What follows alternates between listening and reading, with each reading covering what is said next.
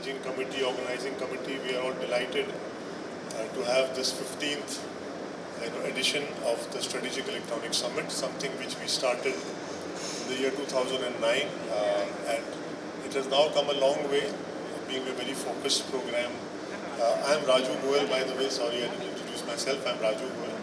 I am the Secretary General of ELCINA for last, I think, almost 22 years now. This program we launched in the year 2009, and when we realized that this is an area where cutting edge technology is taking shape, and I think a lot has happened since then. A lot of I would say investments have happened, and our public sector as well as the private sector has been playing a great role in this whole thing. So we are really very happy to to have all of you here. This is a very focused program. It has only only strategic electronics in it, and a little bit of internal security as well, because these are two the internal and external security. So it kind of covers both the parts of security for a country now. So we are having more participation from internal security companies as well. So a very, very warm and hearty welcome to all of you, and we are also looking forward. All our dignitaries are here. Dr. Upadhyay is here, Mr. Jain is here, and Dr. Das, Lieutenant General Sahani, and we are now looking forward also to two honorable ministers of the state, Mr. Patil and the Chief Minister, Shri D.K. Shivkumarji, to join us for a short while, maybe a little later.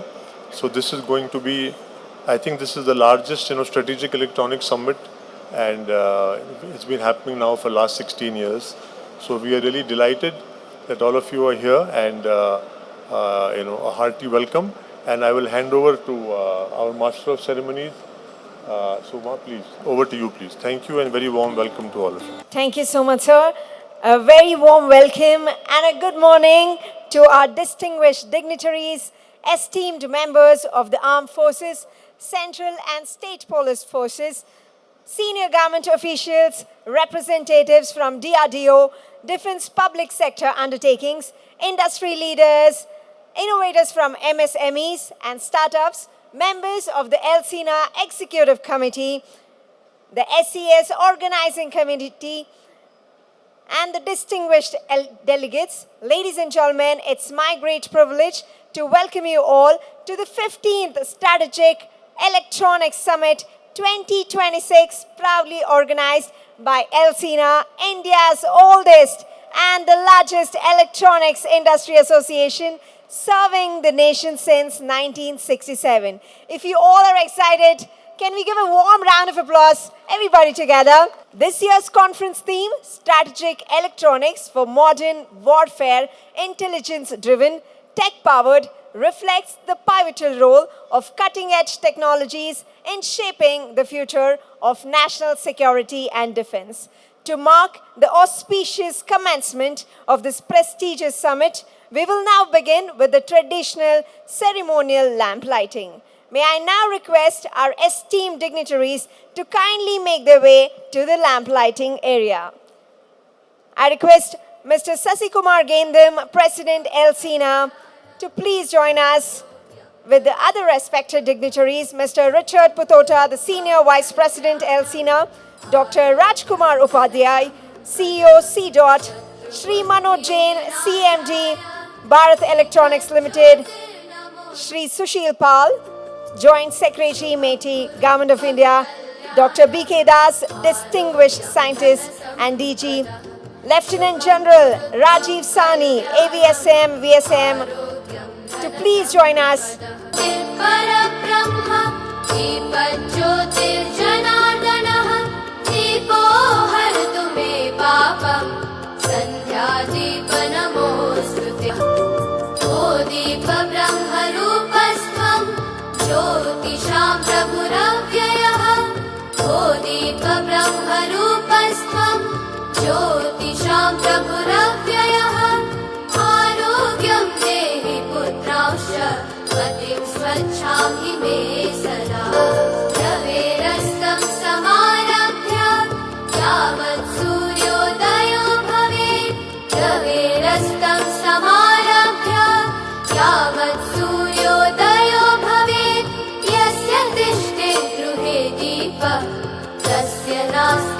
दरिद्रता शुभं कुरु त्वं कल्याणम् आरोग्यं धनसम्पदः शुभं कुरु त्वं कल्याणम् आरोग्यं धनसम्पदः शत्रुबुद्धिविनाशाय ज्योतिषां प्रभुरव्ययः दीपब्रह्मरूपस्त्वं ज्योतिषां प्रभुरव्ययः आरोग्यं देहि पुत्रांश्च पतिं स्वच्छां हि मे सदा समारभ्य यावत् सूर्योदयो भवेत् यस्य तिष्ठे गृहे दीपः तस्य नास्ति दरिद्रता शुभं कुरु त्वं कल्याणम् आरोग्यं धनसम्पदः शुभं कुरु त्वं कल्याणम् आरोग्यं धनसम्पदः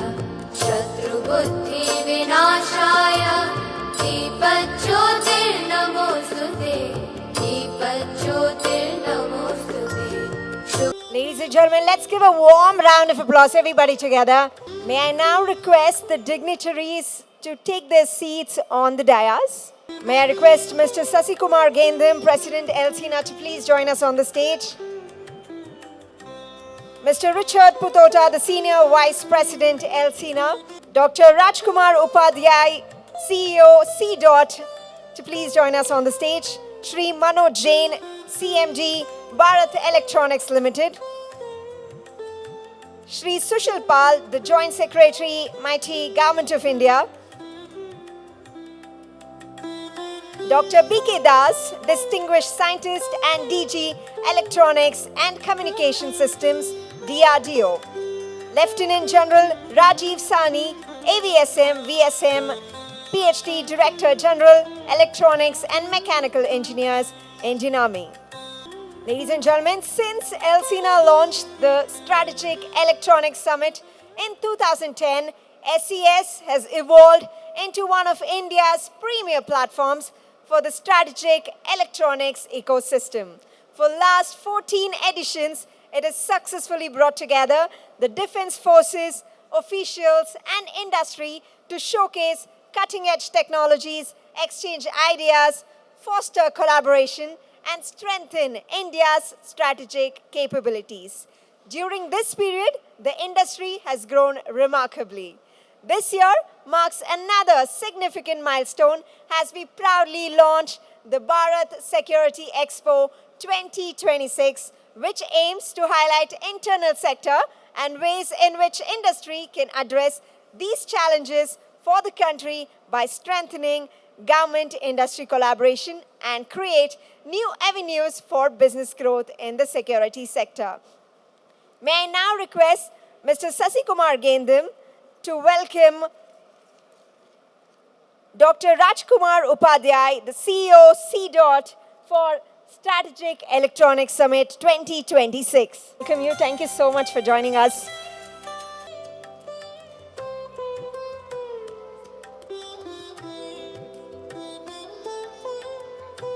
With us we have Shri Manoj Jain, CMD Bharat Electronics Limited. Let's give a warm round of applause, ladies and gentlemen.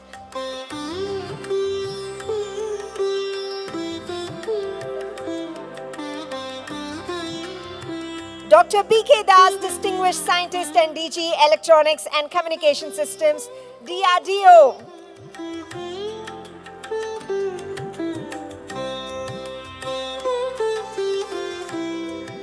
Let's give a warm welcome to Lieutenant General Rajiv Sani, AVSM, VSM, PhD, Director General, Electronics and Mechanical Engineers, Indian Army.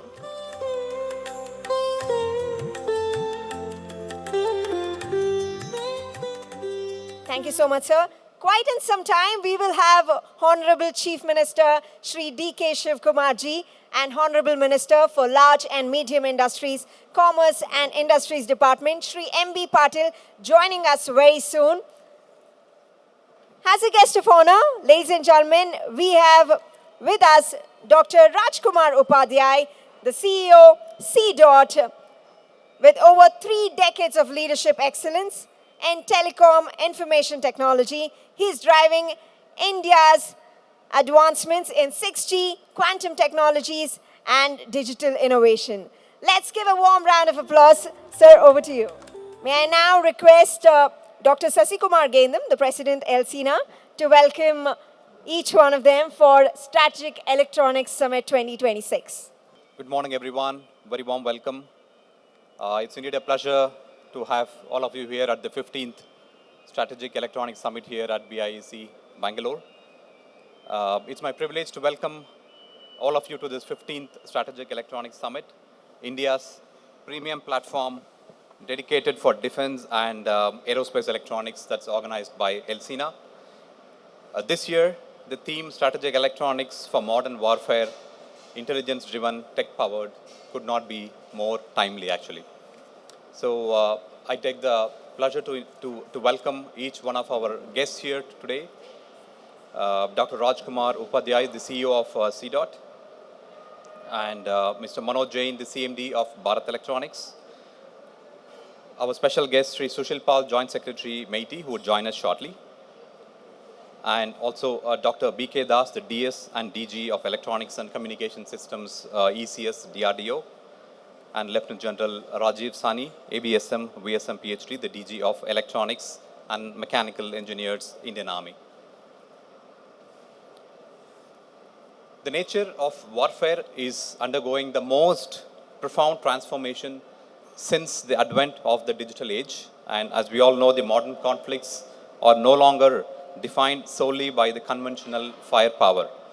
They are increasingly shaped by information superiority, artificial intelligence, electronic warfare, autonomous systems, secure communications, cyber reliance, and space-enabled capabilities.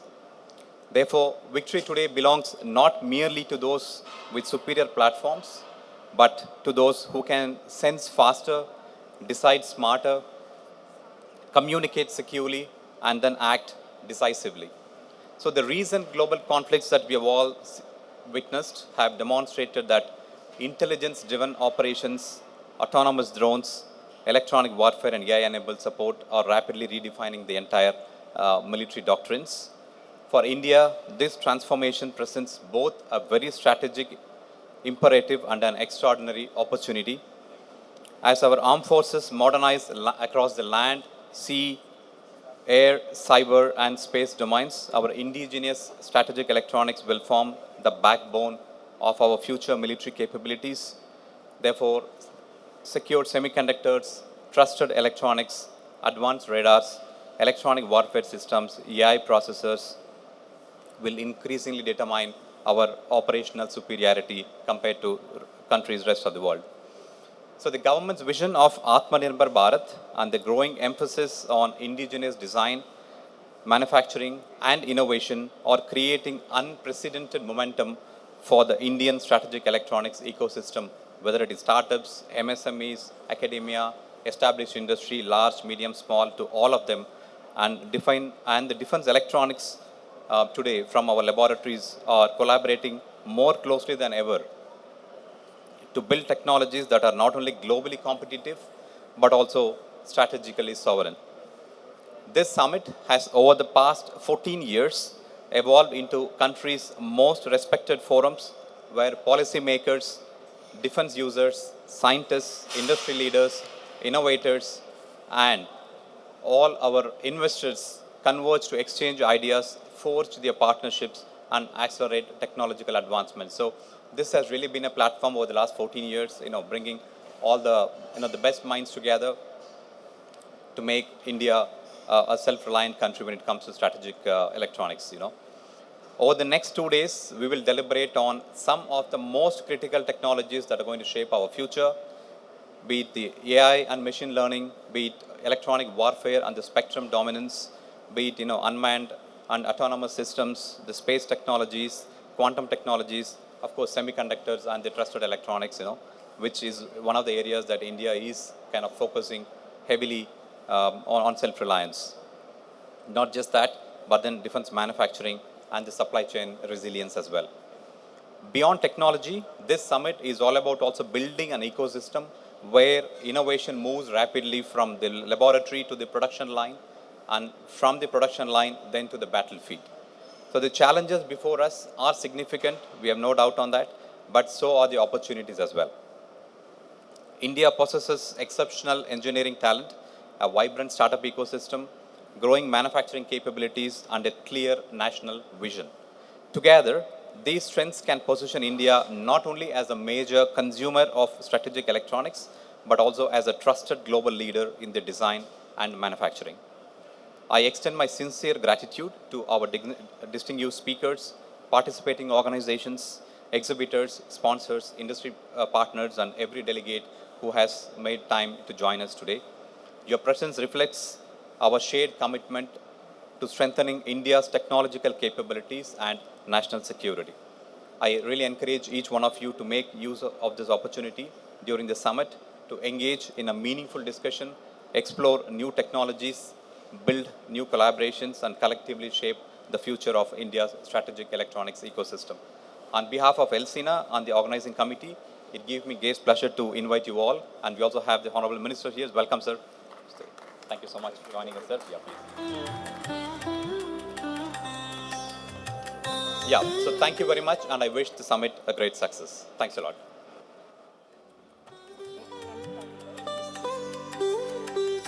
Ladies and gentlemen, it's my privilege to extend a warm and respectful welcome to our esteemed guest, Honorable Dr. M.B. Patil ji.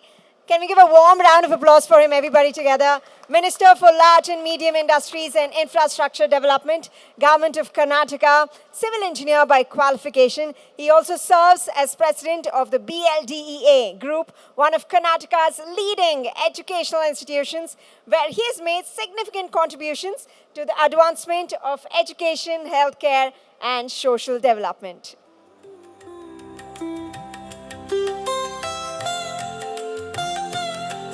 Shri Patil ji has made remarkable contributions to governance, industrial development, irrigation, and environmental conservation. We are truly honored to have you at the Strategic Electronics Summit 2026. Ladies and gentlemen, as a guest of honor, we have Dr. Rajkumar Upadhyay, the CEO C. with us, who has over 3 decades of leadership experience in telecom and information technology. He's driving India's advancements in 6G, quantum technologies, and digital innovation.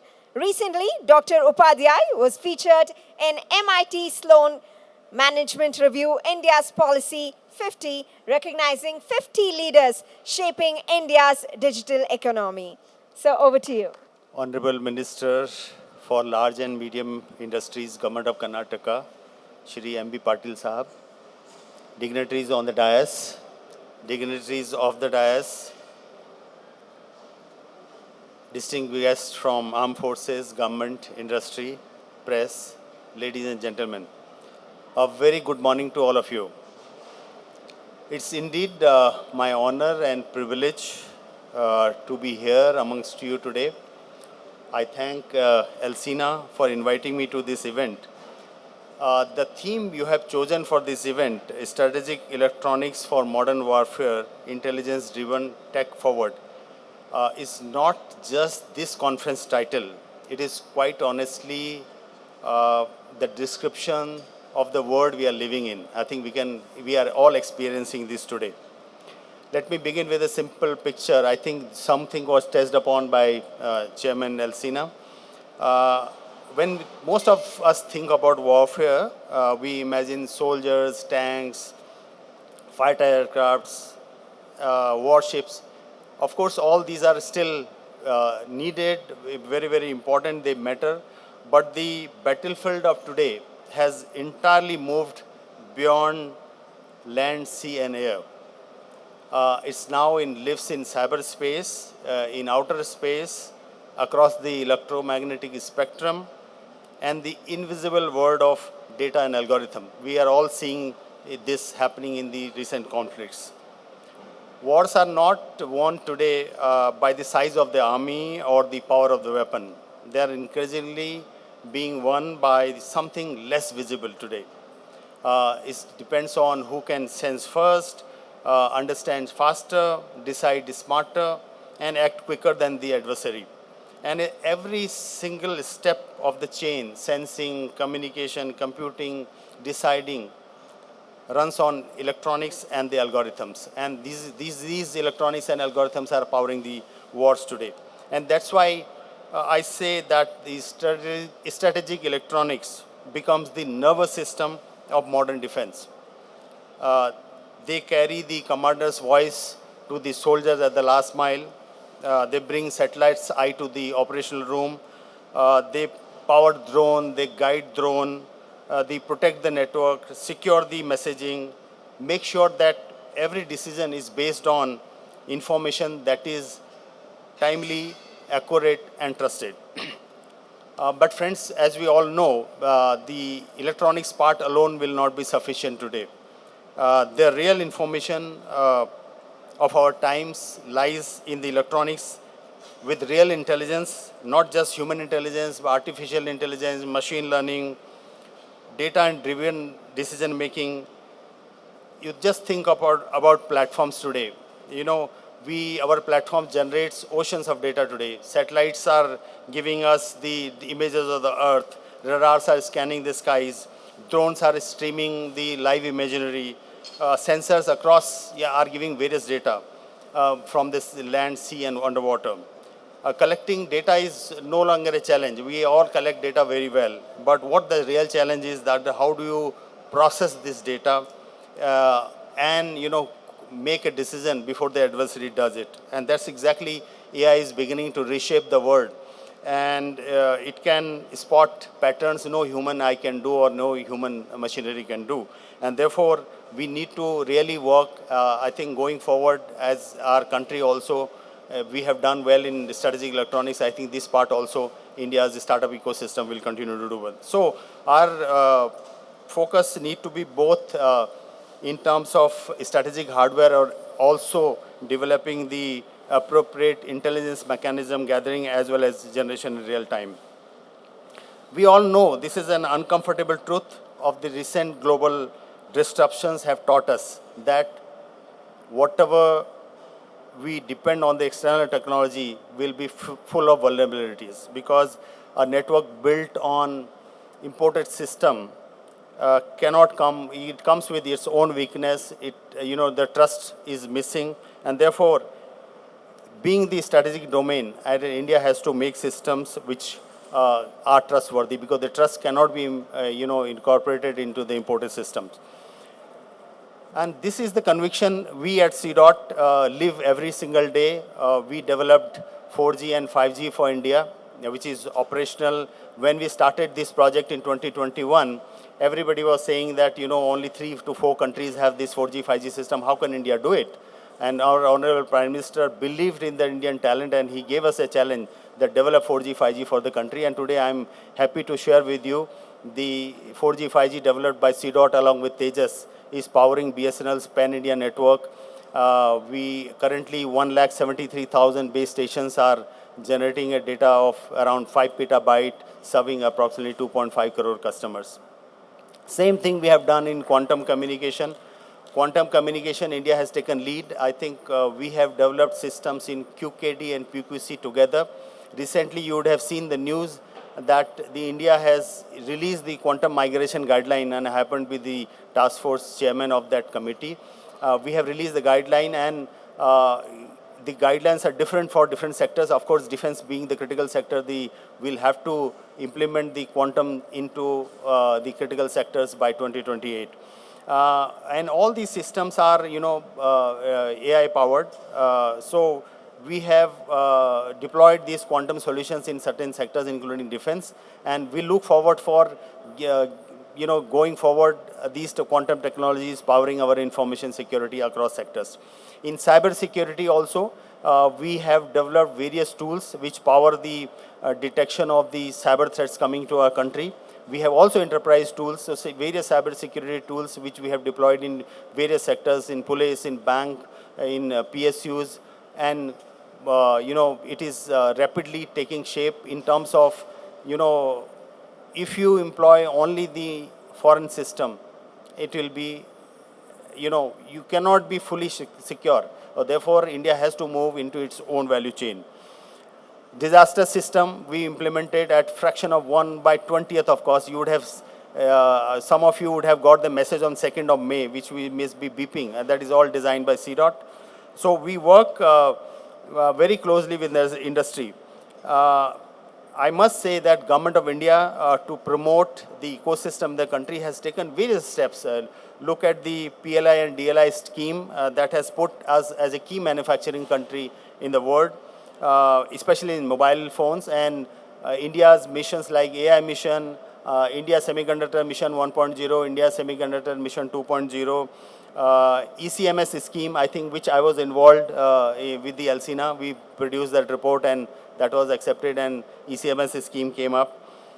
So these are basically powering the manufacturing and the R&D that can progressively help the country to become the technology creator rather than the technology adopter or the consumer of the technology. We have definitely success in the mobile phones.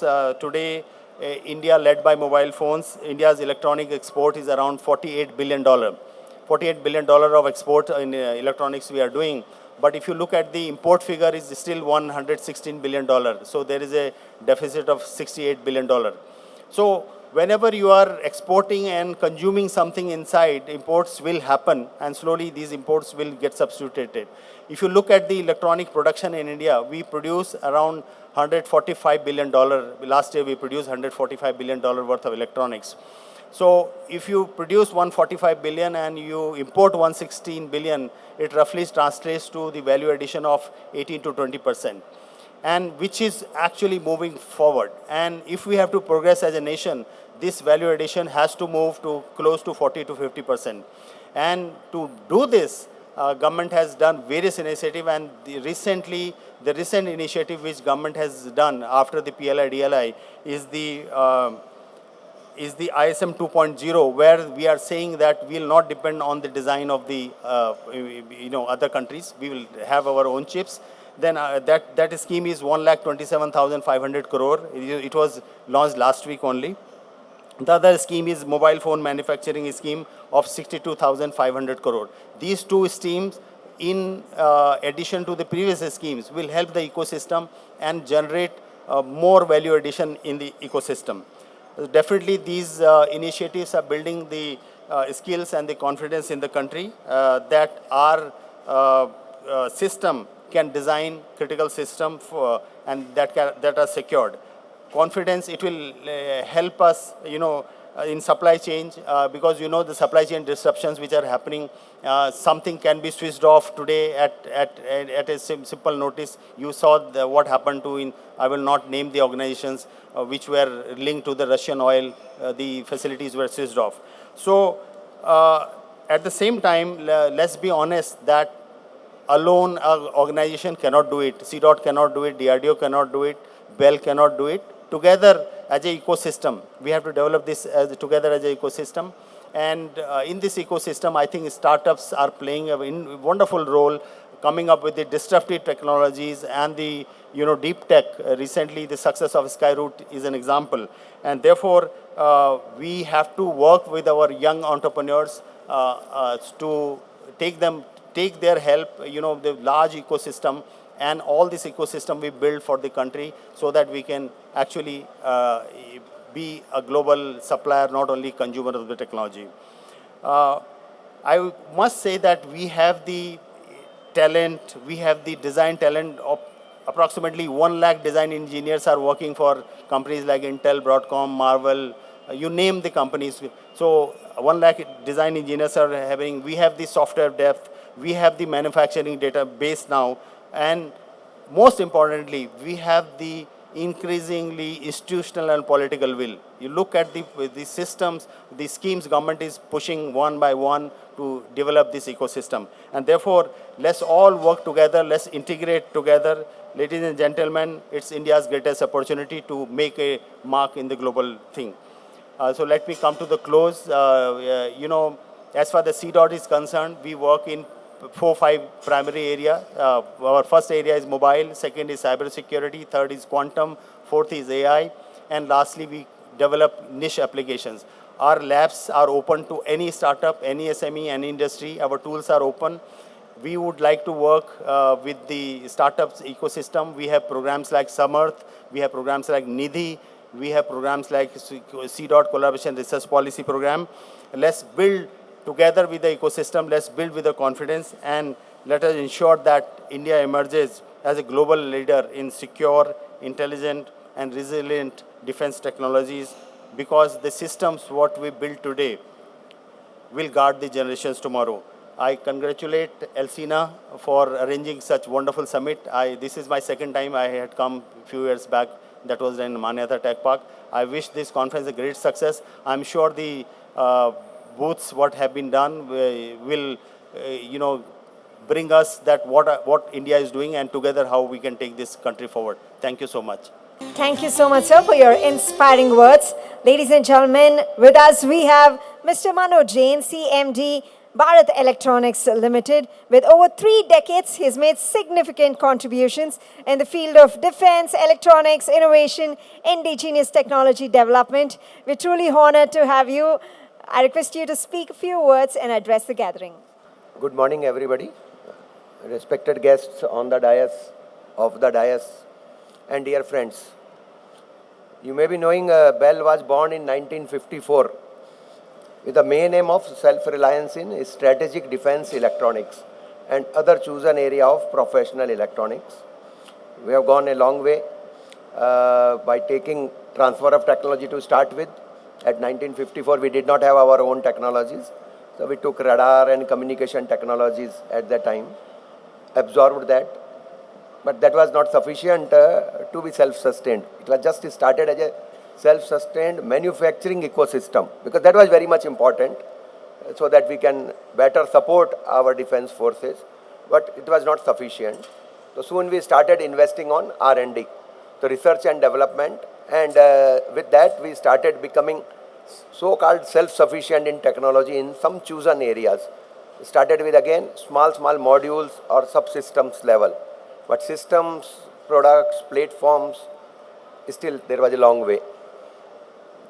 Then we started collaborating with other partners like shipbuilders and HAL type of companies, and started making a overall solution where electronics played the real heart.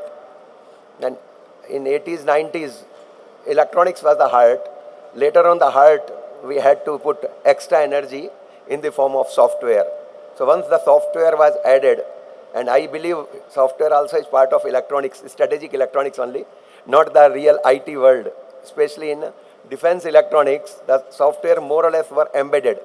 So this embedded software, which is originally part of electronics, was added to make it more flexible. But later on, we had systems of systems, and then the C4I solutions, where we are integrating various solutions, products, stitching them together and giving a common picture to the war fighters. So there more and more of software started coming, but underlying thing always will be strategic electronics hardware, and that is the importance of so-called strategic electronics systems. So this manufacturing alone was not sufficient. Definitely we should develop now cutting edge technologies in this electronics domain. And that's why this type of seminars where we come, sit together and churn out ideas will make these type of solutions much more faster now. The main mantra today is this collaboration or collaborative R&D. Now collaborative R&D has gone to next dimension, collaborative innovation. Actually collaborative R&D was a little bit easier subject than collaborative innovation.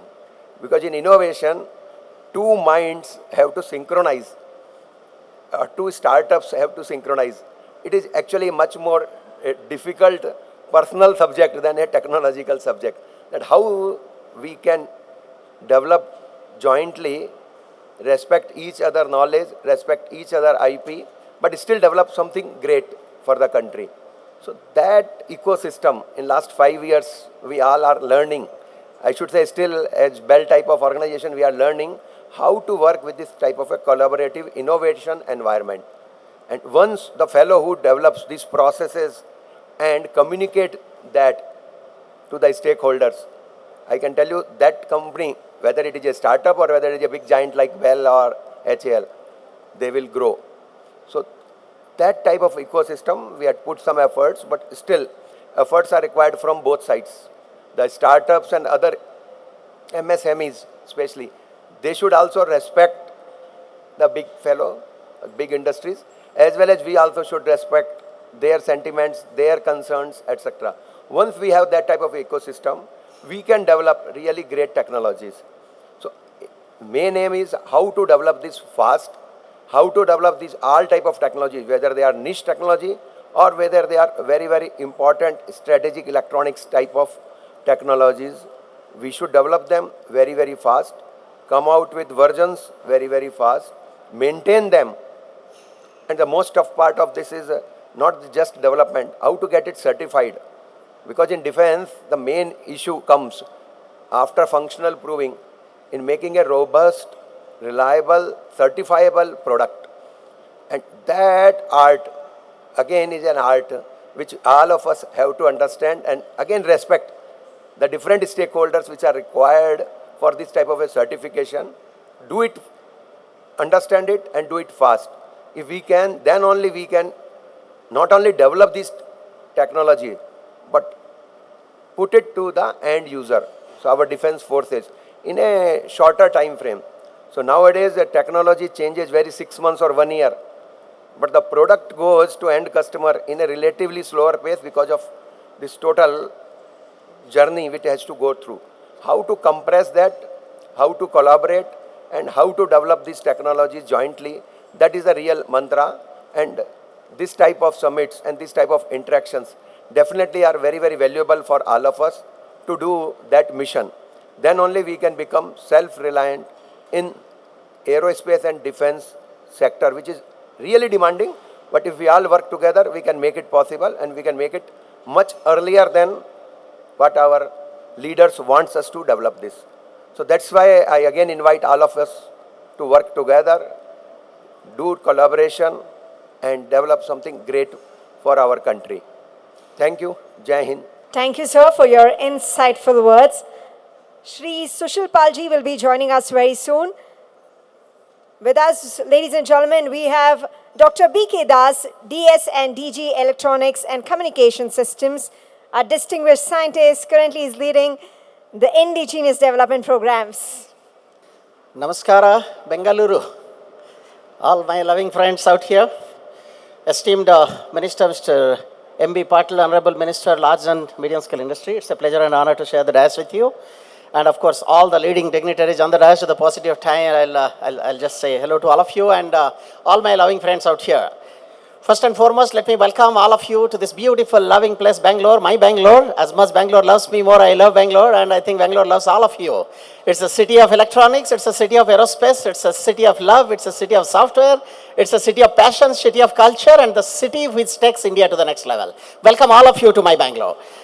I think it's a great, great topic to touch upon about the strategic electronics. Before I forget, like in my style, I expand things. SES. I have been associated with it for the last so many years.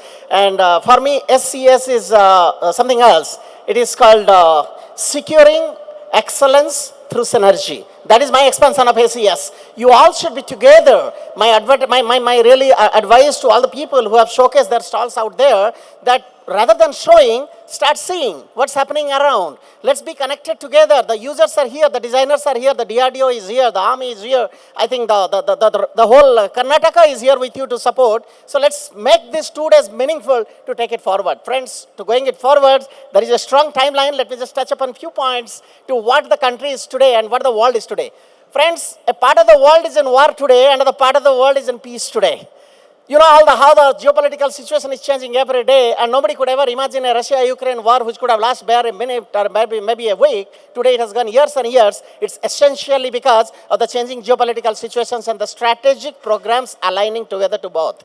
Same has been the story between Iran and US, and we talk about Venezuela and whatsoever we look at, the entire changing warfare is there, which is changing everywhere.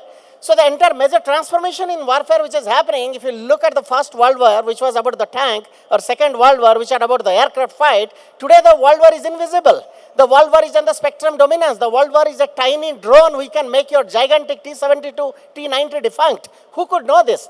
Drone was used as illuminating warfare probably in the facilitation and inaugurations of the Olympics. Nobody could think that the drone could be kamikaze and drone could be more lethal and more powerful than missiles. This is the changing scenario. This is the transformation which the world is looking at, and India is not lagging behind. Every third startup comes to me today that I have a drone and I want to make it more lethal, more kamikaze, more process oriented. So that is the transformation which is going on. I think this is the lessons we have learned from the contemporary conflicts. Drone warfare, electronic warfare, enough is talked about it by CDOT chief. GPS denial, you have seen how in the last minute, Iran has shifted from the US GPS, which was all along we were slave to the Baidu GPS, and they could just have an edge over the war. This is how the system is changing. The transformation, the satellite communication, the space warfare, I think these are the changing character of warfare which is coming forward. The conflict has fundamentally shifted today to the spectrum dominance, digital warfare, cyber warfare, space warfare, and invisible warfare. If you look at the roadmap, kinetic warfare is all we looked at, right from Ramayana and Mahabharata to the arrow and the bow to the bullet to the arms and ammunitions. And today we are landing up in the journey with AI command, with autonomous systems, and the electronic dominance. I think invisible control over the spectrum is going to be the winner of the warfare. So the entire center of gravity has shifted from the firepower, from decision of electronic dominance. Fast detect, understand fast, decides fast, act fast. This is going to be the changing scenario of the warfare. Another very important thing today, asymmetric warfare and the saturation attack is going to get the command. Let me tell you, you can have a very lethal drone coming in, and through your ballistic missile defense, you can always neutralize it with a missile. Who has won the battle? You think you have neutralized, you have won it, actually you have lost, because it's a war of economy. By nullifying a 20,000 rupees drone, if you have spent lakhs of rupees for a missile, how did you claim that you have won it? So if you want to win it, it has to be with few paisa. What is that? Directed energy weapon, pumping laser powers, nullifying it through the atmospheric power or the atmospheric systems, or it is to the microwave dominance. These are going to be the attacks.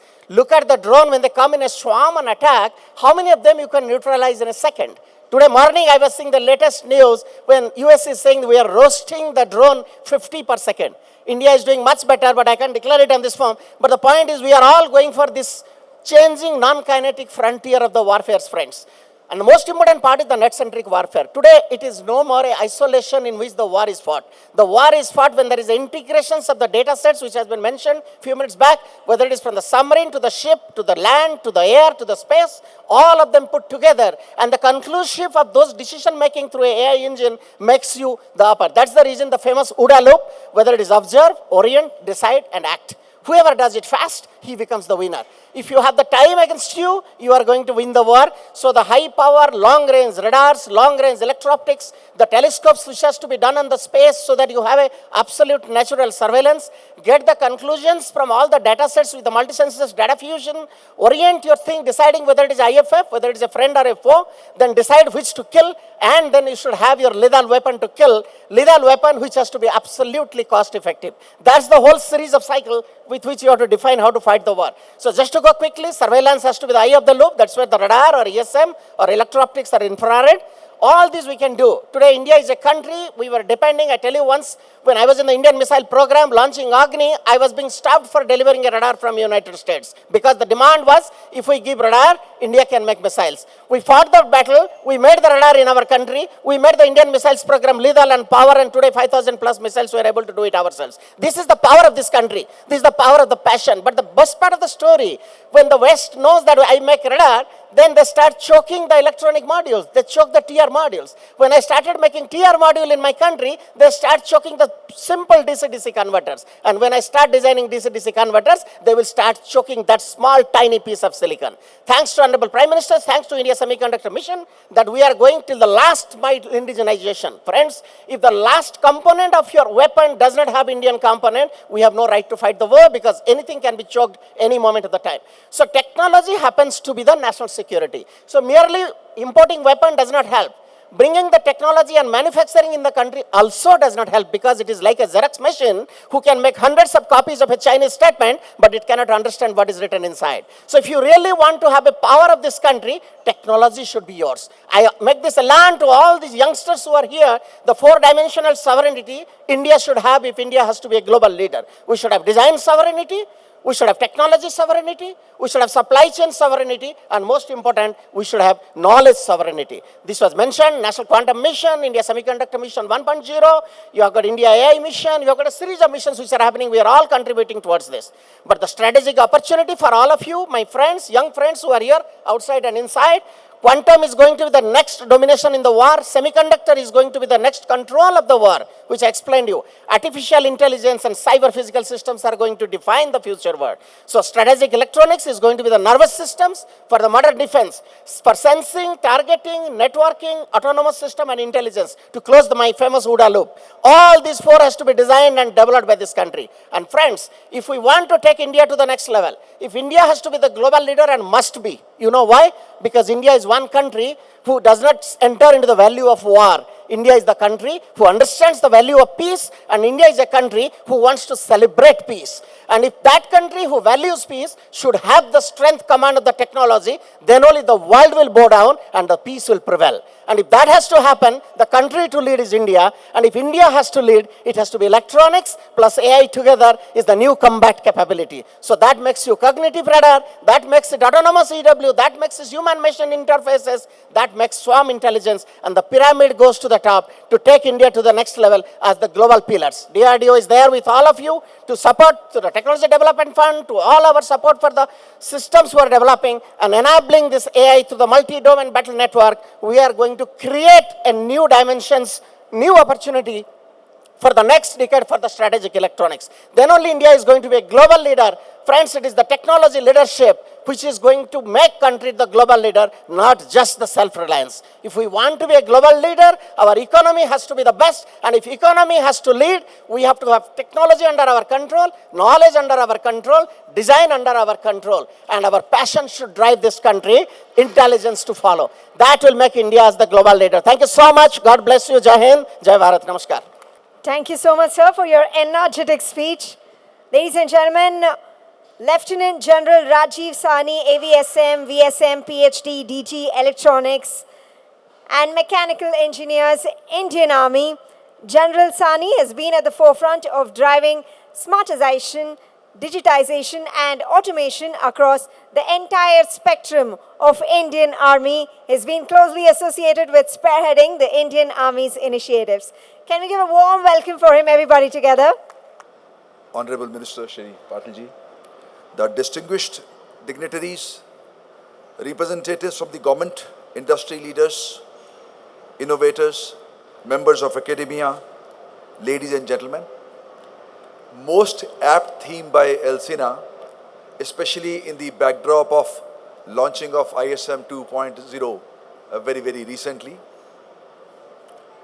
In fact, while the dignitaries on the dais spoke about research, spoke about creations, spoke about manufacturing, my perspective will be a little different, because we are the ones who carry those machines, who fly those machines, who ride those machines, take them to the war front and ensure that the aspirations of 1.43 billion are met with the victory right up there. So it's a privilege to address the distinguished gathering at the Strategic Electronics Summit 2026. Congratulate ELCINA for creating a premier platform that brings together the government, the armed forces, industry, academia and the innovation ecosystem. As a serving military officer responsible for sustaining the operational capability and as an advisory member of the India Semiconductor Mission, I have the privilege of viewing this transformation from the two interconnected perspectives. One is the battlefield, where technology must perform flawlessly under the most demanding conditions. The other is the national technology ecosystem, where the innovation, manufacturing and industrial capability determine whether the technology will be available when the nation needs it. in the most critical times. These perspectives converge on one fundamental truth. The military readiness does not begin on the battlefield. It begins years earlier in the classrooms, in our research labs, startups, design centers, factories, and the semiconductors fabrication facilities. So for those of us who are interested with the military sustainment, this represents a fundamental shift in thinking. The sustainment of military platforms is no longer confined to maintaining the equipment. It's about preserving operational readiness, extending the capability, and ensuring that military systems remain relevant throughout their service lives. Military modernization, ladies and gentlemen, can therefore no longer rely solely on replacing the platforms. The emphasis must shift to technology refresh, technology infusion, integrating the AI, advanced electronics, software-defined architectures, secure communication, and the semi-autonomous or the autonomous capabilities. The weapon of tomorrow is often not a new platform, but a legacy platform made intelligent, made semi-autonomous, made autonomous, and a huge amount of work, I must say, which is on with the industry, with the PSUs like Bell, and with the startups. For the Indian Army, this transformation is already underway, as I said. We are progressively integrating the AI, predictive analysis, additive manufacturing, the digital engineering, and intelligent automation into our sustainment aspects. Our Army-based workshops, one of which 515 Army-based workshop is located right here at the Bangalore, are evolving into Industry 5.0 enabled centers, where skilled human expertise is complemented by intelligent machines, collaborative robotics, and the data-driven decision support systems. Another important initiative has been the establishment of 56 Center of Expertise for Drone Manufacturing by the Indian Army in collaboration with industry and academia. These centers are building indigenous capabilities in drone operations, maintenance, software integration, and the tactical employment, while creating a collaborative environment with the industry, startups, and academia together. The India Semiconductor Mission, as was being talked about, it represents far more than an industrial program.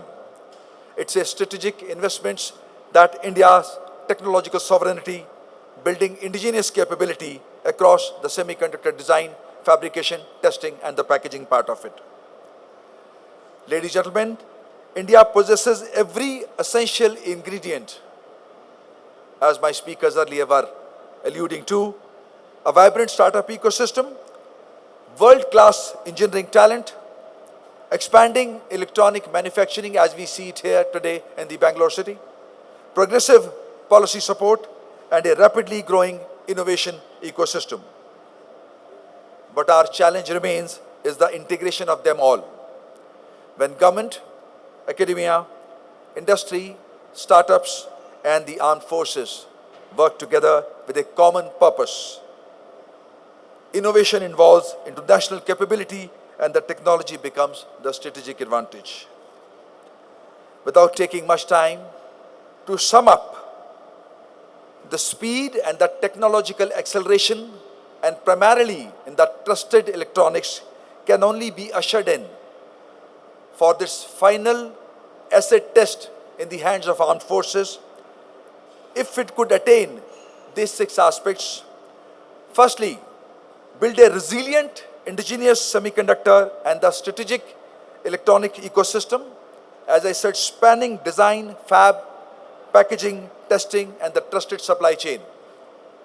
Secondly, modernize the legacy system, because still 70% of equipment that we go and command right at the war front, that still lie in the domain of legacy platforms. And there, the technology refresh by integrating AI, software-defined architecture, advanced sensor, and secure communication has got to be built in by the research, academia, and the industry. Thirdly, transform the military sustainment through Industry 5.0 by integrating smartest of the workshops, the digital twins, additive manufacturing, predictive maintenance, and intelligent automation. Fourthly, accelerate the development of a globally competitive dual-use technologies by leveraging defense as a catalyst for innovation and establishing India as a trusted global leader in advanced technology. Fifthly, institutionalize mission mode collaboration, not a transactional one, ladies and gentlemen, amongst the armed forces, industry, academia, startups, and research institutions through shared objectives, clear accountability, and time-bound execution. I was just sharing in the morning in the conference hall that it is not the transactional based or agenda based meetings that we have amongst the multiple stakeholders can really derive this kind of a trusted and strategic electronics taking forward. And finally, ladies and gentlemen, invest continuously in the people. While technology evolves rapidly, our greatest strategic asset remain the human capital. The scientists, engineers, researchers, entrepreneurs, technicians, and soldiers together form the foundation of tech sovereignty and enduring national strength. Concluding, as we move towards Viksit Bharat 2047, our ambition must extend beyond self-reliance to global technological leadership. We must create technologies that are conceived, designed, and built in India, trusted by our armed forces and sought by the world. In the 21st century, enduring national power will belong to those who innovate faster, manufacture smarter, sustain better, and continuously adapt. Let us work together, ladies and gentlemen, to ensure that India is not merely a participant in this technological revolution, but one of its architects. Thank you very much. Jain.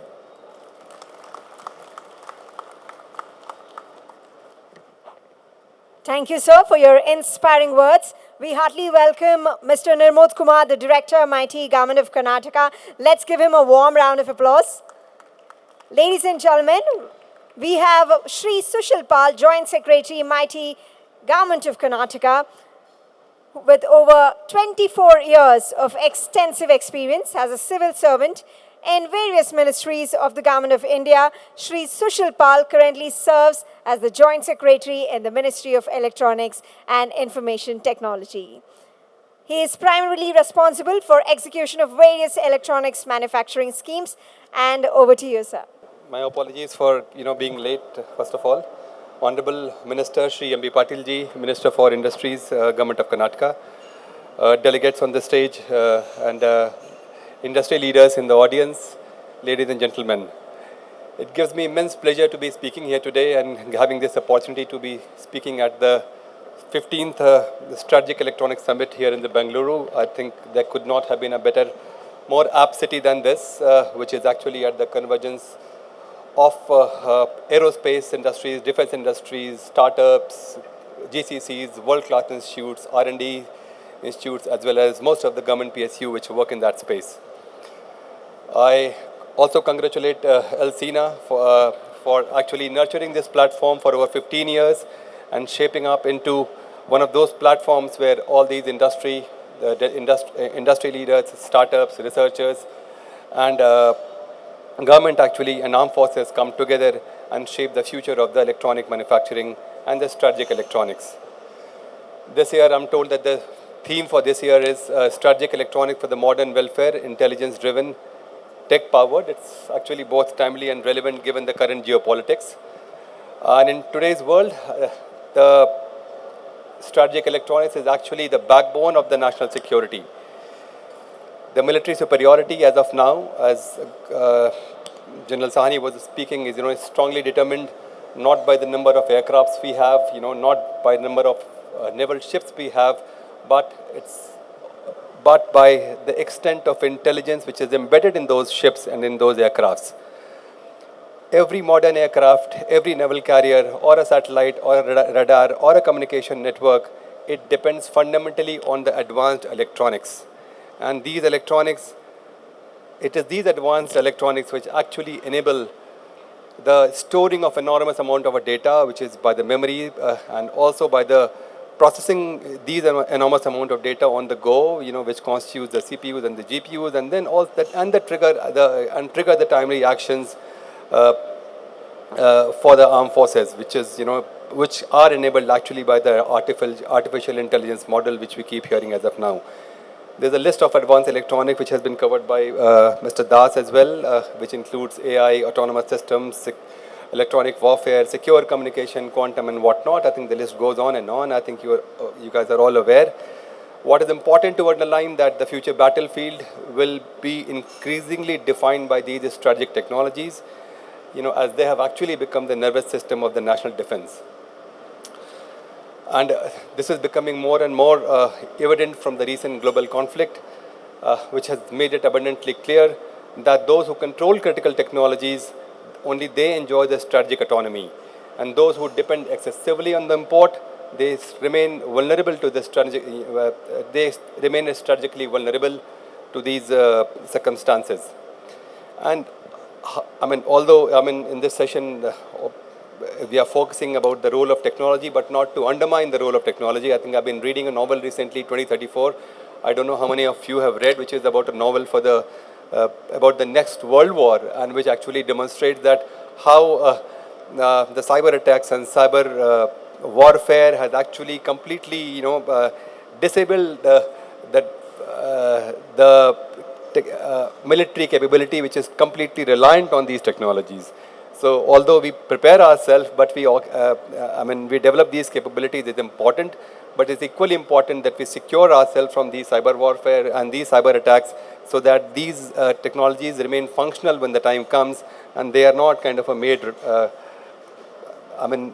in a way, paralyzed. And India is at the defining moment as of now, and we are actually witnessing unprecedented growth as of, and in the last decade or so, we have our electronic production has grown by almost 7 times, and our electronic export has grown 11 times. Electronics, many of you may not be knowing that presently it ranks at number 3, in the terms of the exports category. When you rank the merchandise exports, and only the petroleum and the engineering goods, rank above it. A decade earlier, this was at 9th position. So that shows the rising graph of electronic manufacturing in the country. And in terms of the exports, smartphone is the single largest exported commodity from India as of now. And smartphones have also led to the very strong capability building an ecosystem development in the country. And this is one product where the amount of precision, high precision required, where the amount of miniaturization required, or the amount of compute heavy or the processing capability which this device has, which compares actually with the manufacturing capability which is needed for the aviation sector or the strategic electronic sector. And only thing, and most of the actual the innovations also happens in the smartphone category. And although it's the scale which this product has, that gives the commercial viability for the innovations to happen. Therefore, I think the government has a special focus on the smartphones. And as a result of which, we have recently launched the mobile phone manufacturing system recently. But however, I think our next challenge is much more deeper. I think as we heard Mr. Das, Dr. Das saying that we need to have our own IPs, we need to design our own system, we need to own these technology, because the largest economic value creation actually lies here only. I think this is important not only to capture the more economic value, but also for a strategic autonomy. And defense and a strategic sector, offers such an enabling platform for capturing this value creation.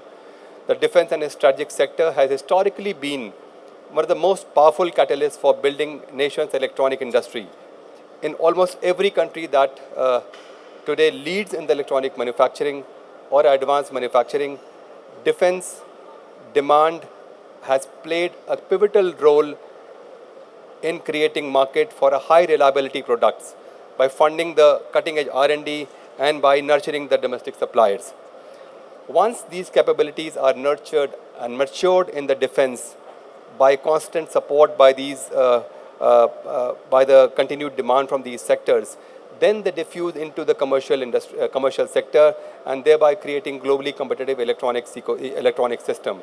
We must note the fundamental difference between the commercial electronics and commercial technologies and the electronics in the defense and the strategic sector. Commercial technologies actually work on a cost optimization and a much faster turnaround time for the product. You see the commercial products, being launched maybe every 6 months or every year, but that doesn't happen in the defense or a strategic electronic sector, because that requires, because the risk of the failure is very high there. I think none of us can actually afford any risk of failure in that segment, right?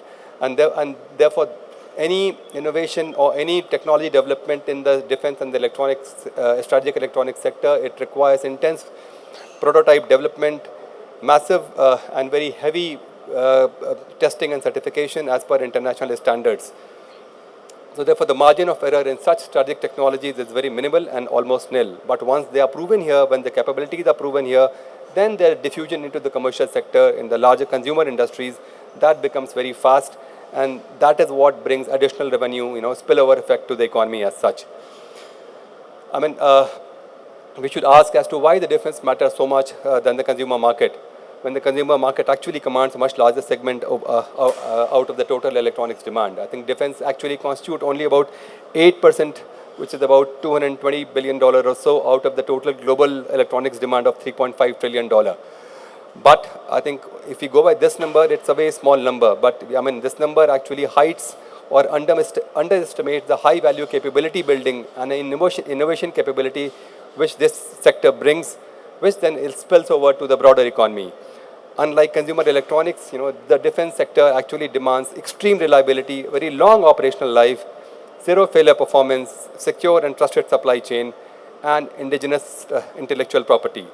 Meeting these standards actually elevates the capabilities of the overall electronic industry and catalyzing the complete economy as such. Once the firm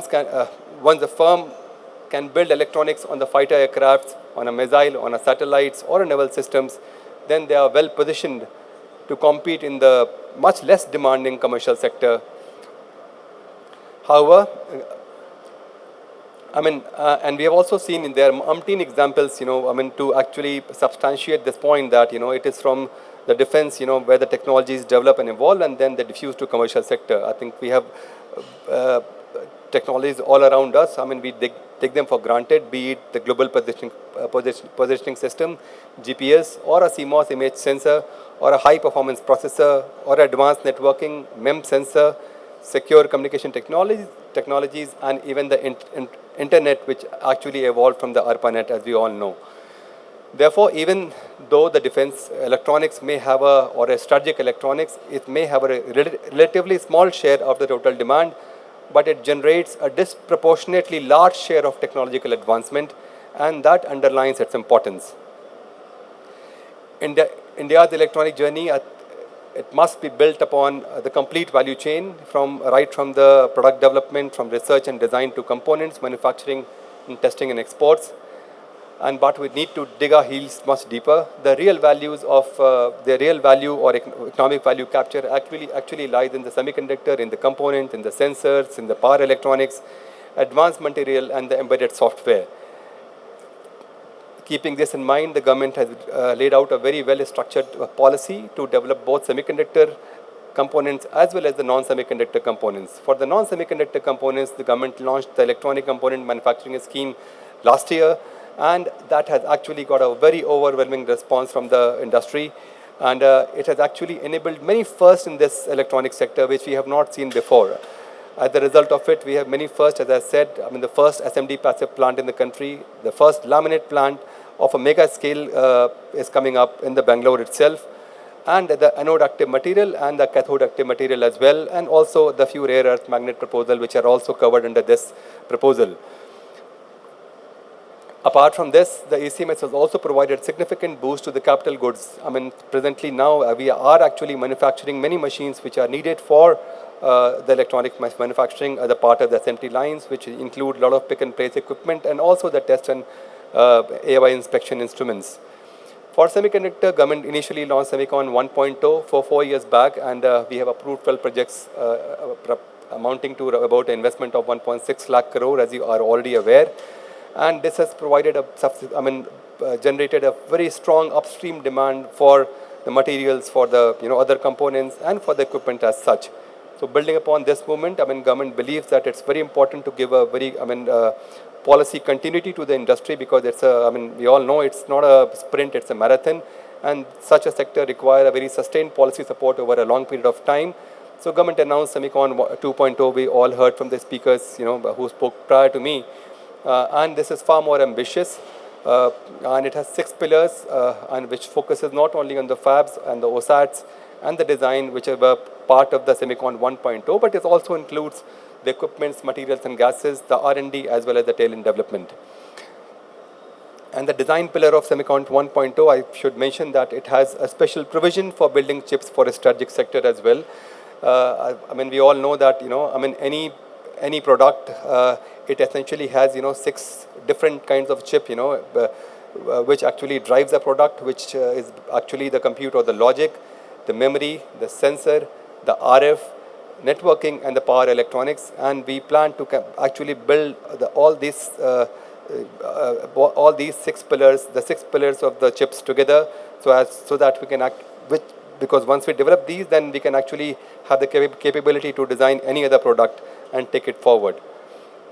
And design of the chips to meet these strategic requirements would be enabled significantly through Semicon 2.0. However, it's our collective responsibility to make India actually a hub for electronic manufacturing. Government can only make policies, it can only make enabling environment and provide a sustained policy support. It is equally important and incumbent upon the industry to actually come forward and take those strategic bets. I think we still have,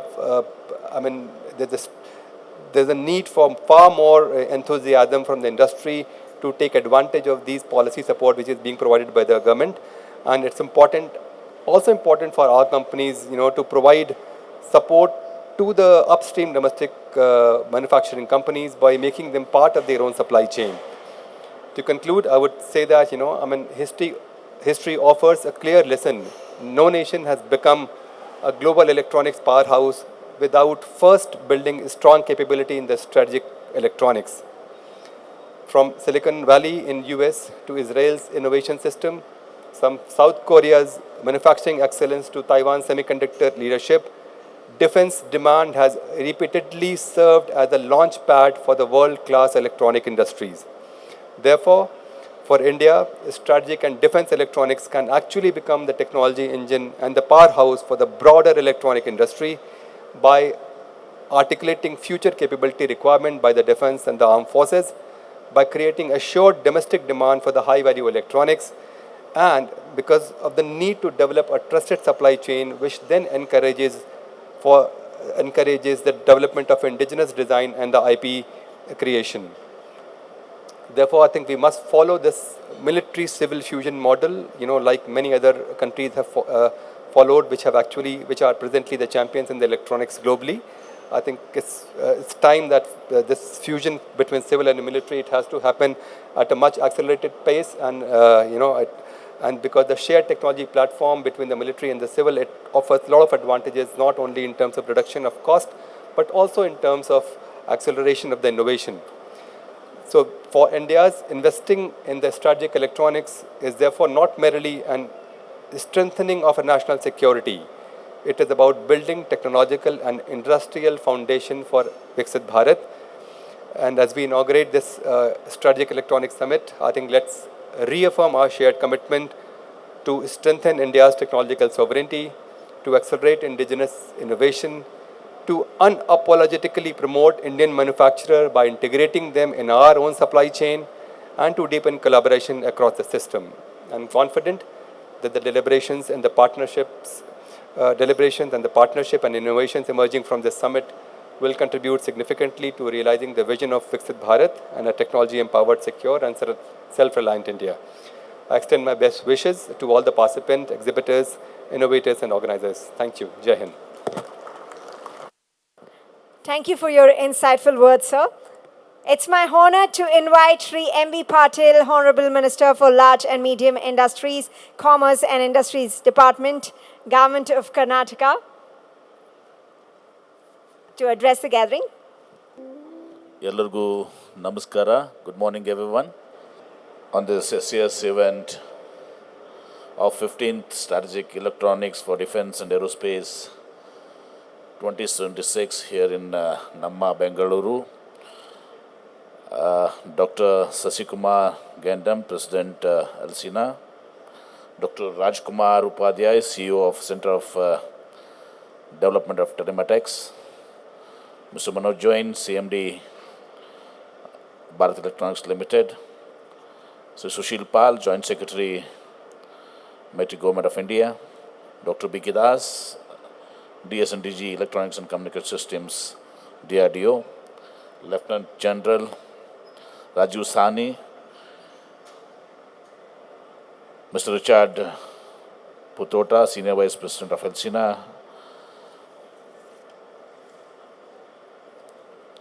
distinguished guests, industry leaders, members of ELCINA, representatives from our prestigious armed forces, DRDO, ISRO, defense public sector undertakings, academia, startup innovators. Ladies and gentlemen, welcome to the 15th Strategic Electronics Summit at Namma, Bengaluru.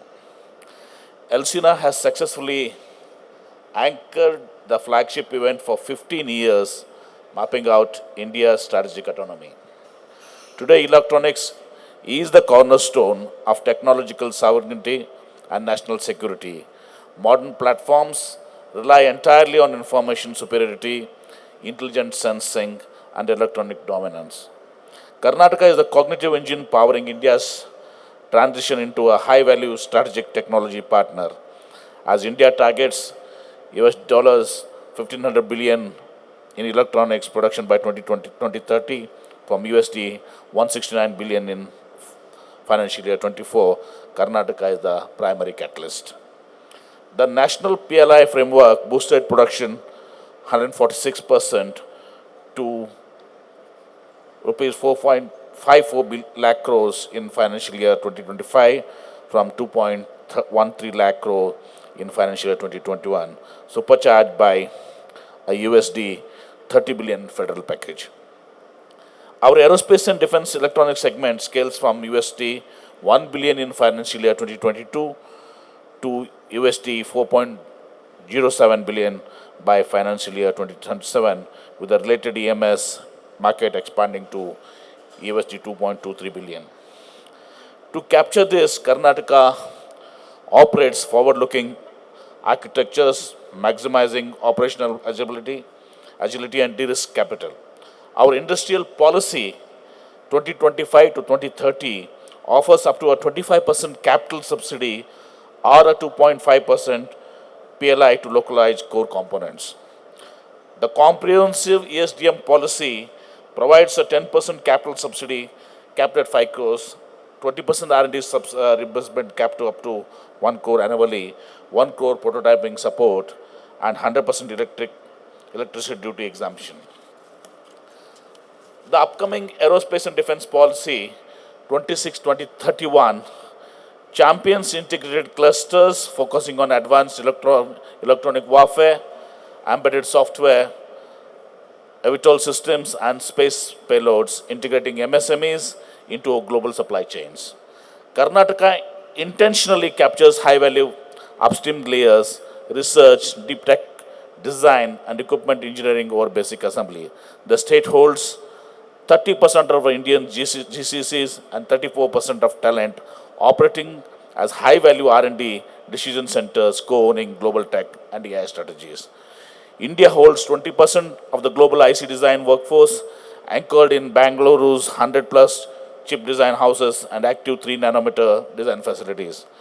Chip design drives 50% of value addition and represents 50% of the bill of the materials cost. Anchoring this ensures platform intelligence is conceived natively. In 2024-25, Karnataka approved semiconductor and advanced ESDM investments exceeding 23,000 crores, creating 3,500 plus high-skill engineering jobs. This footprint is anchored by global industry leaders. Applied Materials India is investing around 4,851 crores. Lam Research is deploying 15,900 crores, 91 crores for 2NM R&D and silicon ingot manufacturing, and Bharat's Semi Systems is committing a 2,342 crores for compound semiconductor critical to radar, satellite, payloads, and electronic warfare. By December 2026, our prestigious Queen City Phase 1, that's a knowledge, wellness, and innovation, and this one is going to be launched a dedicated 200 acres semiconductor park to secure global supply chains.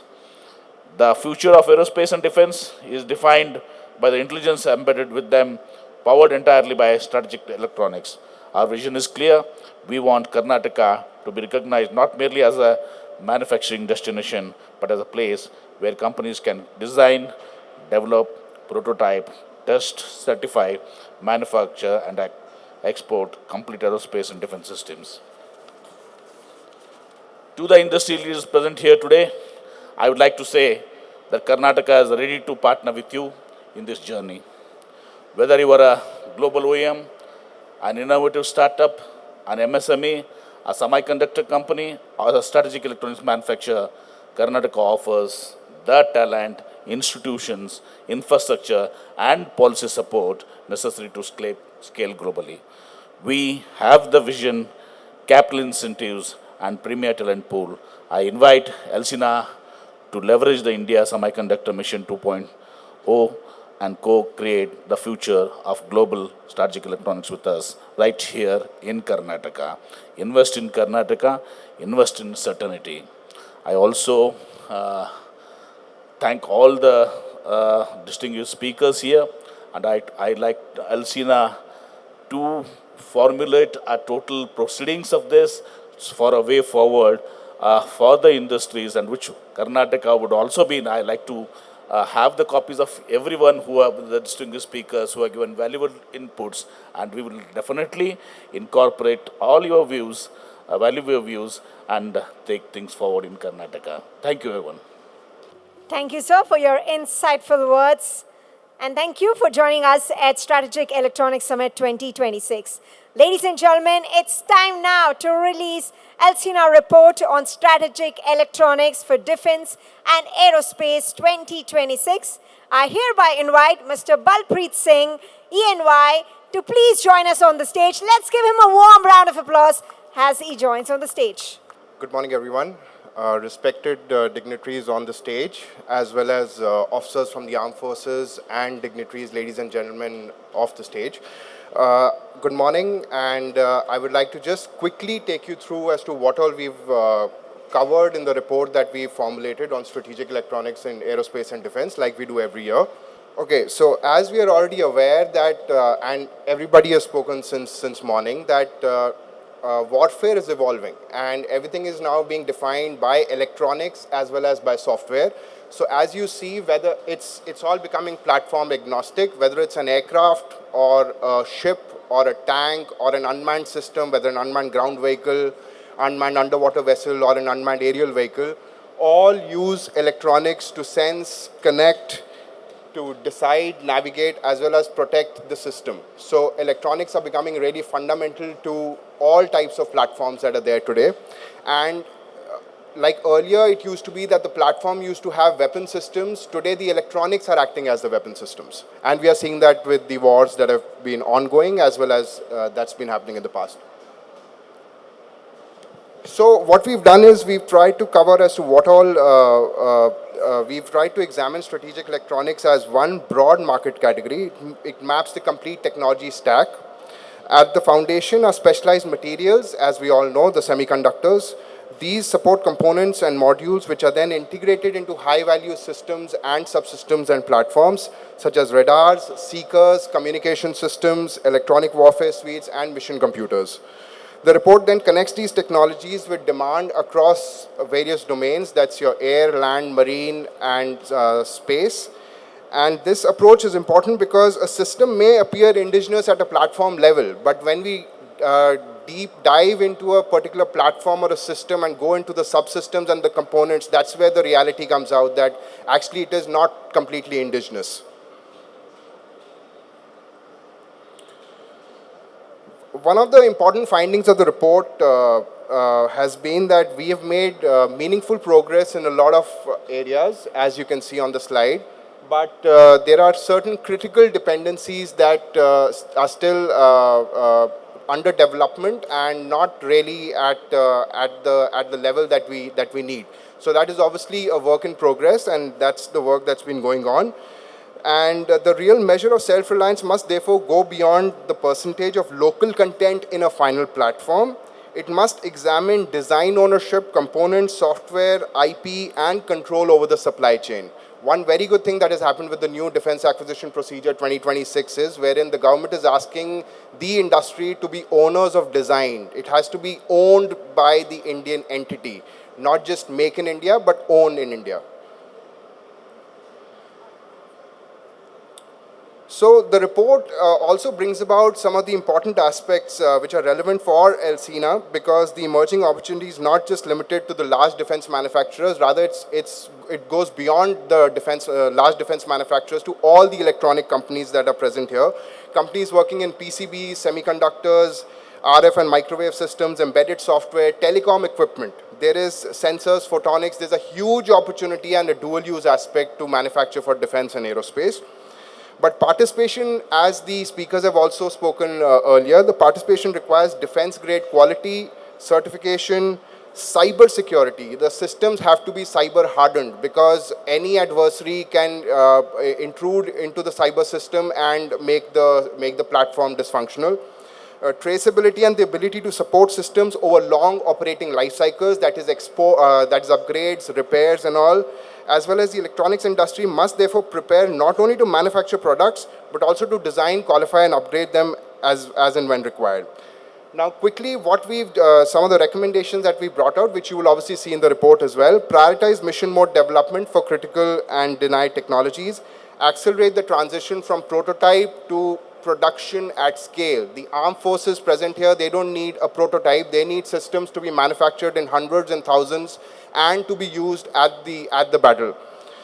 Strengthen shared testing, qualification and certification infrastructure. There's a lot of work already happening on that in terms of DTIS and the DRDO facilities, but more needs to be done.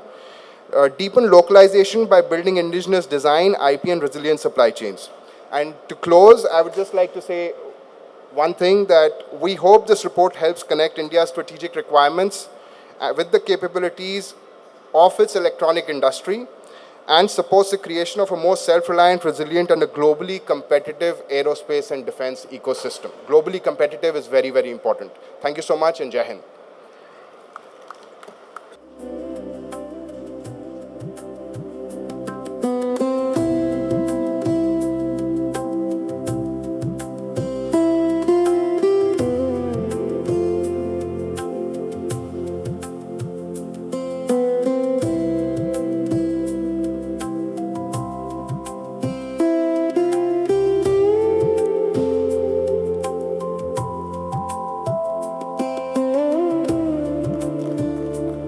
Can we give a warm round of applause for the release of ELCINA-EY Report at the Strategic Electronics Summit 2026.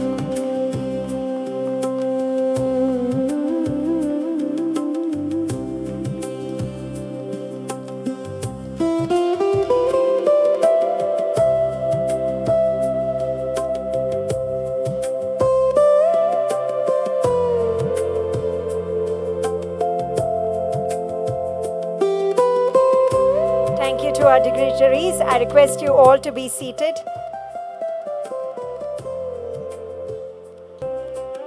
Up next, ladies and gentlemen, Colonel Lakshajit Singh Chauhan is an Indian Army officer, aerospace technologist, drone innovator, and one of the emerging authorities on indigenous drone technology within the Indian defense ecosystem. An alumnus of the IMA DRDO, Masters in Aerospace Propulsion from IIT Madras, a certified AI leader from ISP Hyderabad, and a DGCA certified remote pilot. He has led critical drone design, manufacturing, and operational validation initiatives for the Indian Army. He is the author of Wings of Astra, Designing the Future of Indigenous Drones, a book focused on India's drone revolution, battlefield transformation, and Atmanirbhar defense technology, which is under publication. We are delighted to unveil this book in the presence of the august audience. May I now request Colonel Lakshajit Singh Chauhan to please join us on the stage. Thank you, Patil sir, for joining us today at Strategic Electronics Summit 2026. Because of his schedule, he will join us quite in some time. Thank you so much, sir. Honorable Minister Shri M.V. Patil ji, thank you so much for staying back. All the dignitaries on the dais and off the dais. Firstly, I am singularly privileged to have been provided this platform like SES 2026 for launch of my book. It couldn't have been better. Thanks to General Chandele for organizing this. Moreover, the presence of Lieutenant General Sahni, AVSM, VSM, PhD, who has also written the foreword for the book, is an icing for the cake for me. I have been working on drones since 2015, since my time in IIT Madras, and I've seen the drone ecosystem from two different perspectives. One from the student side, technical engineer side, and other from the soldier side. So for a soldier, the mission is of paramount importance, and he curate the GSQRs exactly as per what mission requires. But out of exuberance, there are some times that certain parameters are used, which creates some trouble for designers, because the machine which you are, the QR which are being formulated is an aerial machine, and everything has a weight penalty. So things like this have been addressed in this book. There is a gap, the translation that is required between the technological innovator as well as the defense person is there in the book. Moreover, how we should focus on rapid prototyping, at least at the tactical level, so that the test labs for the startups, test labs for the academia is right there at the operational theaters. So the prototyping has to be very fast. The technology is moving at a very fast speed, and we should be faster than that to achieve something credible in the battlefield. So that is what has been addressed in this book. This book is there on all the famous websites. Apart from that, the book is already here at near VIP launch. It is there. So thank you so much for organizing this. Thanks a lot, sir.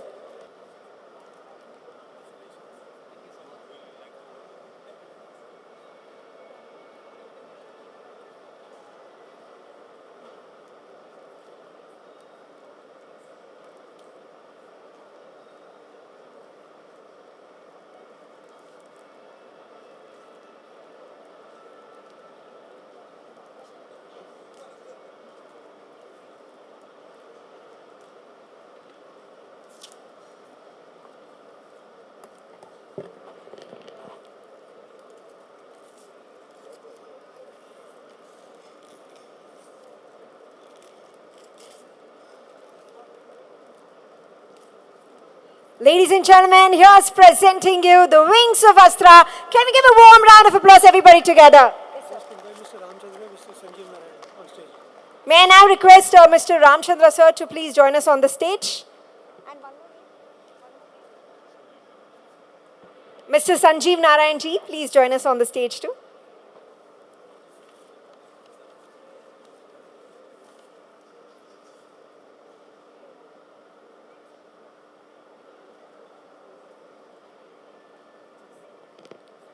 May I now request Mr. Richard Putota, the Senior Vice President, ELCINA, and Senior Director, Business Development, McDermott Alpha Electronic Solutions, for the vote of thanks. Sir, I request you to remain on the stage as we have the memento for you.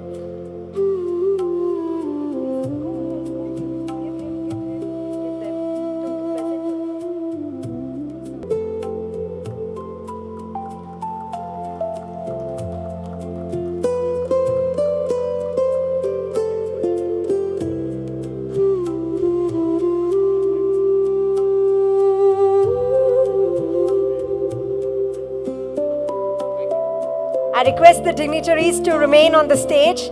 May I now request Mr. Richard Putota, the Senior Vice President, ELCINA and Senior Director, Business Development, McDermott Alpha Electronic Solutions, for the vote of thanks. Good morning, ladies and gentlemen. On behalf of ELCINA, it is my privilege and honor to propose the vote of thanks at this highly insightful, intelligence-driven, tech-powered themed Strategic Electronics Summit. Over the course of today, we will witness meaningful discussions on the future of India's electronics ecosystem, covering manufacturing, semiconductors, EMS components, supply chain resilience, innovation, sustainability, and the opportunities emerging from India's growth journey. I extend our sincere gratitude to all the distinguished guests, our chief guest, Honorable Minister Dr. M.B. Patil ji, our industry's champion Dr. Sushil Palji, JS MeitY, for sharing their vision, and all the distinguished guests here who shared their vision and thoughts with the valuable perspectives. Your thoughts have inspired us and strengthened our collective resolve to make India a global electronics manufacturing powerhouse. My heartfelt thanks to all the speakers, panelists, moderators, and industry experts who will enrich the summit today with their knowledge, experience, and candid discussions. Your contributions will make this event both relevant and impactful. I would also like to express our appreciation to the government representatives, policy makers, industry leaders, academia, startups, and our member companies for their active participation and continued support of the electronics sector. Collaborative innovation, owning the design, and increasing the value add with intelligence-driven, tech-powered approach to make reliable electronic devices, robust devices, are critical for our ecosystem in the country. To all the delegates, thank you for the enthusiastic participation and valuable networking. Conferences like these derive their true value from the engagement of the audience. Finally, I would like to recognize the ELCINA Secretariat, the organizing committee, our volunteers, and the event management team. Their meticulous planning and tireless efforts behind the scenes ensured that every aspect of this summit is being done seamlessly. As we begin today's summit, let us carry forward the ideas, partnerships, and momentum generated here into a meaningful action. Together, we can accelerate India's journey towards becoming a trusted global hub for electronics design and manufacturing, as mentioned in the inaugural speech by Dr. Sasikumar Gendham. Thank you once again, everyone, for gracing this year's Strategic Electronics Summit. Thank you. Jain. May I now request Mr. Sanjeev Narayan ji to please hand over the memento for our dignitaries. Upadhyay, the CEO, C. Let's give him a warm round of applause, everybody together. Mr. Manoj Jain, CMD, Bharat Electronics Limited.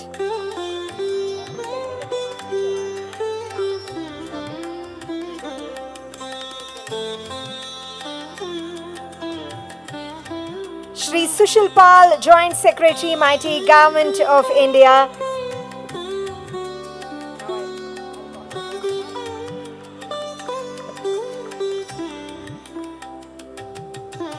Nirmot Kumar, the Director, MeitY, Government of Karnataka, to hand over the memento.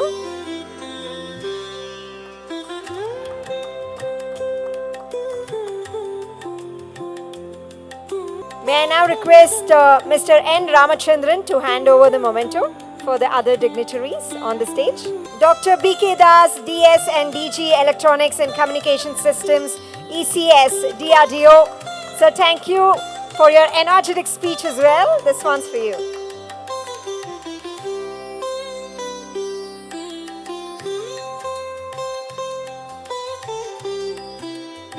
Lieutenant General Rajiv Sani, AVSM, VSM, PhD, DG, Electronics and Mechanical Engineers, Indian Army. Thank you, sir, for being a part of Strategic Electronics Summit 2026.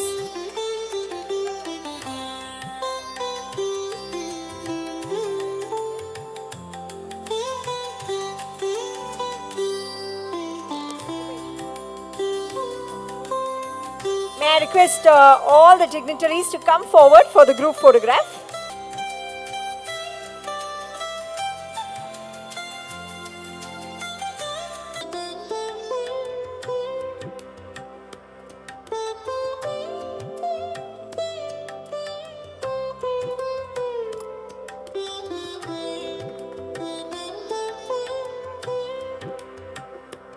Let's give a warm round of applause for all our dignitaries once again on the stage. Ladies and gentlemen, I request you all to please remain seated as we have an interesting panel discussion starting very soon. Accelerating Defence Strategic Electronics Manufacturing, State Government and Industry Initiatives. I request you all to join us back right in next 10 minutes as we have an interesting panel discussion starting. We shall see you all back in next 10 minutes. Thank you.